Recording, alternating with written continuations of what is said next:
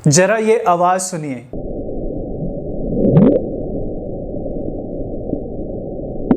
आप सोचेंगे कि ये कैसी आवाज है, ये इस आवाज में ऐसा क्या है, राइट।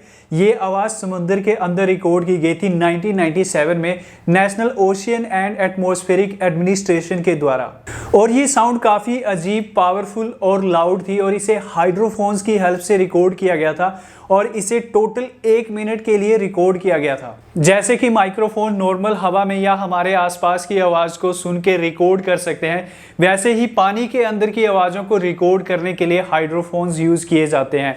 ये समुद्र के अंदर प्लेस किए जाते हैं और काफी सारी चीजों को एक्सप्लोर करने में हेल्प करते हैं, जैसे कि under water volcano eruptions, iceberg का टूटना और अर्थक्वेक्स एटसेट्रा। हाइड्रोफोन्स 1914 में डेवलप किए गए थे और इसका यूज वर्ल्ड वॉर 1 के टाइम पे हुआ था और इसका यूज किया था ब्रिटिश, अमेरिकन और फ्रेंच साइंटिस्ट ने दुश्मनों की सबमरीन्स का पता लगाने के लिए या फिर अपनी सबमरीन्स को आइसबर्ग से टकराने से बचाने के लिए। लेकिन जो साउंड आपने सुनी, ये साउंड काफी पावरफुल थी और इसे कई हजार किलोमीटर दूर तक सुना गया।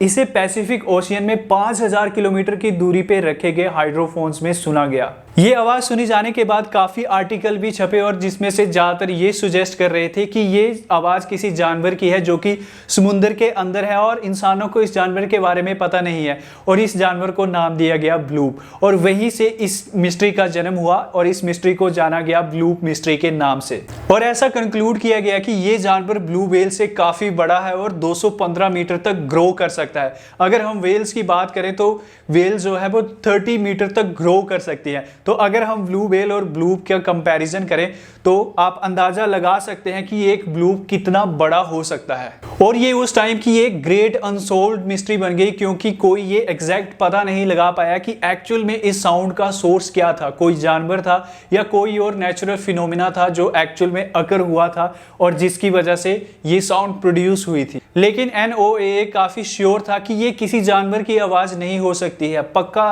अंटार्कटिका में कोई आइसबर्ग टूटा होगा और उसके टूटने की आवाज सुनाई दी गई होगी और जिसे ये माना जा रहा है कि किसी जानवर की आवाज है। इस आवाज के पीछे जानवर होने की जो थ्योरी थी उसका रीजन ये था कि इस आवाज को 4800 किलोमीटर अपार्ट रखे हाइड्रोफोन्स पे सुना गया था और दुनिया का लाउडेस्ट एनिमल यानी कि व्हेल्स की आवाज भी इतनी पावरफुल नहीं होती है कि उसे 4800 किलोमीटर अपार्ट सुना जा सके। तो यहाँ से लोगों ने ये अनुमान लगाया कि पक्का यहाँ पे कोई ऐसा जानवर है जो व्हेल से काफी बड़ा है और उसी ने ये आवाज निकाली है और ये जानवर समुद्र की गहराइयों में घूम रहा है और इंसानों को इस जानवर के बारे में आइडिया नहीं है और इस जानवर को नाम दिया गया ब्लूप। समंदर बहुत बड़ा है और बहुत गहरा भी है। समंदर की एवरेज गहराई है 3.6 किलोमीटर और कई जगह पे तो समंदर की गहराई 10 किलोमीटर भी है। मारियाना ट्रेंच जो कि दुनिया का डीपेस्ट ट्रेंच है उसकी गहराई है 11 किलोमीटर। ये मिस्ट्री सालों तक दुनिया के लिए अनसोल्व्ड ही रही।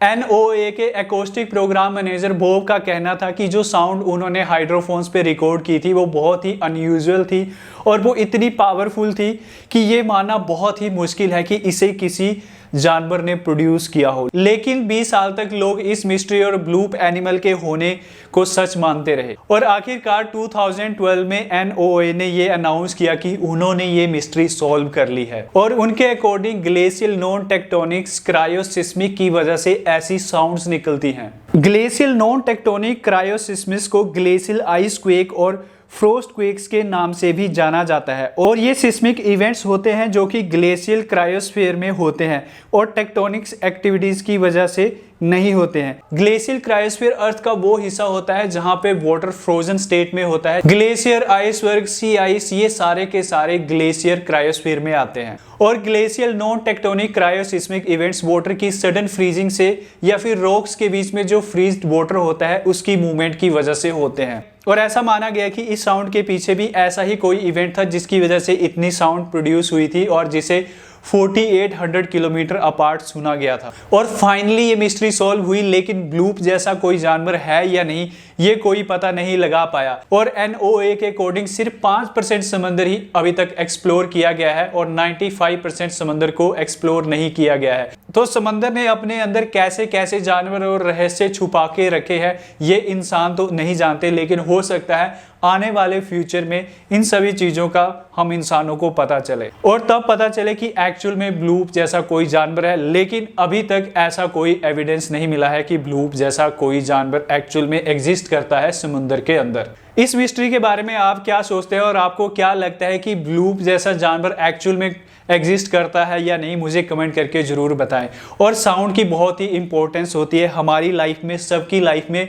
जैसे अपनी वॉइस की वजह से मैं ये वीडियो रिकॉर्ड करके आपको ये मिस्ट्री के बारे में बता रहा हूँ, लेकिन आप सोचिए कि अगर किसी इंसान के साथ ऐसा हो जाए कि वो कोई दवाई खाए और उसकी वजह से उसका जबड़ा गिर जाए, तो वो इंसान खाना पीना और बोलना बिल्कुल भी नहीं कर सकता है।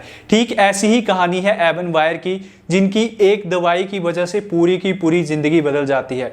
एवन वायर की ये कहानी आप यहाँ पे क्लिक करके इस वीडियो पे देख सकते हैं।